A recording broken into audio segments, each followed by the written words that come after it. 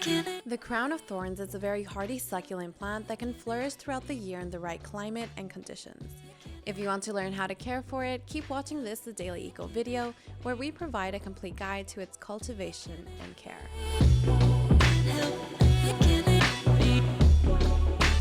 Ideal climate.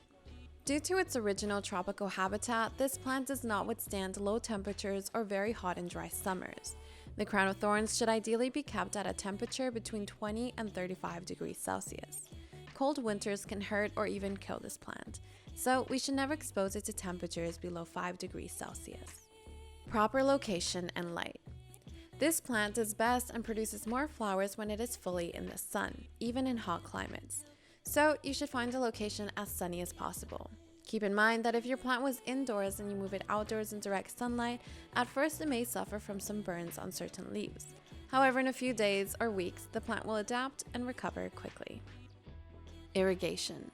The Crown of Thorns can withstand long seasons without irrigation. In fact, this helps it thrive. So water it abundantly only when the substrate has completely dried. If you grow your plant in a pot, make sure that the pot has drainage holes. And if you put a plate underneath, always empty it about 20 minutes after you've watered your plant.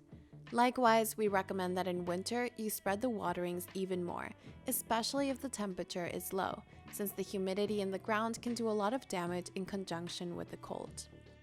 Before we continue, let's put you to the test. Where does the Crown of Thorns plant originate from? Is it A, Costa Rica, B, Madagascar, or C, Australia? Think about it, because at the end of the video, you'll be able to know if you were right. Recommended substrate and compost. On the one hand, the Crown of Thorns is not demanding with its substrate other than in one characteristic, the drainage. The plant does not need a soil that is very rich in nutrients, but it does need a substrate that does not retain water or moisture for too long. If the plant is in a garden, find an area where the water does not stagnate when you water it. If you're growing your plant in a pot, prepare a mixture with peat moss and river sand or coconut fiber, which lightens and improves the drainage capacity. On the other hand, it does not need compost, although like all plants, a small dose can help with flowering. You can use specific fertilizer for succulents that is well diluted in water. It's also very important that it does not contain boron. Even so, you should know that it is better to add too little rather than too much, as you can fertilize it too much and it won't flourish. When and how to prune it. This plant does not require pruning either, although if you want to control its growth and shape, the best time to do this is in the summer. To do this, sterilize the tools and cut off the parts that have grown too much. After summer, preferably in autumn, you can remove the withered leaves and branches to stimulate their growth. Wear thick gloves and watch out for their thorns.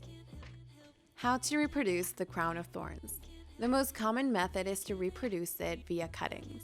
To do so, follow these steps. Number 1. Cut off a stem or section of the center stem in the growing season. 2. Store it in an absorbent paper for 3 days to let the cut dry. 3. Moisten the area of the cutting and plant the cuttings in seed beds or small pots. 4. Place them in a warm and well-lit area but without direct sunlight. You can use rooting agent before planting them, which will help an even faster and more optimal adaptation. 5. Keep the substrate lightly moist for the first few weeks until the cutting takes root. After a month, move it to its final location, be it a large pot or the ground. And going back to the question we had asked you before, have you thought about it? The correct answer is B. The Crown of Thorns plant originated on the island of Madagascar. So, tell us, are you going to grow the plant in your home? We hope you've enjoyed this video, and we'll see you in the next one.